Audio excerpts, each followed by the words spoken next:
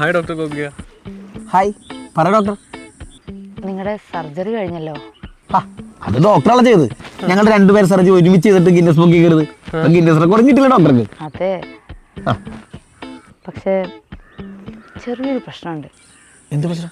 ഹോസ്പിറ്റലിൽ ഒരു സാധനം മിസ്സിംഗ് ആണ്.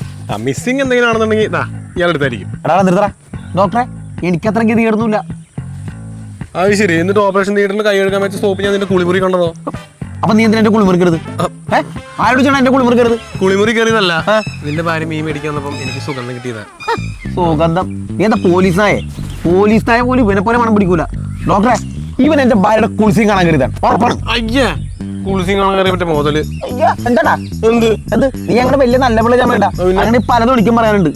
എന്ത് ഓപ്പറേഷൻ തിയേറ്ററിലേ നമ്മളെ പുതപ്പിച്ച ബെഡ്ഷീറ്റ് അതെങ്ങനെ നിന്റെ ഭാര്യയുടെ പാവാടയും മാറിയത്? എങ്ങനെടാ? കോയിൻസിഡൻസ്. കോയിൻസിഡൻസ്. ഒന്ന് നിർത്തറോ. ഹോസ്പിറ്റലിൽ കാണാതെ പോയത് ഒരു ചെറിയ സാധനമാണ്. അതാ ഞാൻ പറഞ്ഞു തന്നത്. ഞാൻ പറയുന്നത് നിങ്ങളൊന്ന് സംയമനത്തോടെ കേൾക്കണം. എനിക്ക് നിങ്ങളുടെ സഹകരണം വേണം. അതെ, എന്ത് സാധനത്തിനും ഞാൻ തയ്യാറ്. താനോ? ഞാനും. ഡോക്ടർ പറഞ്ഞോളൂ. അയ്യേ എടോ, ഞാൻ മറന്നു വെച്ച സാധനം വേറെ ആരും അറിയാതെ നമ്മൾ എടുക്കണം. ഓക്കെ. അല്ല, ഈ വെച്ച സ്ഥലം മാഡത്തിന് ഓർമ്മയുണ്ടോ? സ്ഥലമൊക്കെ എനിക്ക് ഓർമ്മയുണ്ട്. എന്നാ പിന്നെ പേടിക്കാനൊന്നുമില്ല. മാഡം കൂടെ വാ, ഇപ്പൊ തന്നെ പോയി എടുത്തേക്കാം. എവിടേക്ക് പോയി എടുക്കാൻ? അല്ല, സാധനം എടുക്കാൻ. എടോ, എന്താ മാഡം?